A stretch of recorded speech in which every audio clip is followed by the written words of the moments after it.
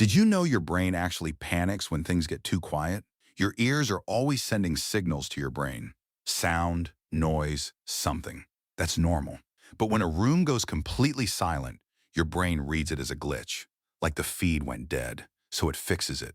It starts generating sounds on its own. Faint voices, rustling, a noise that felt totally real.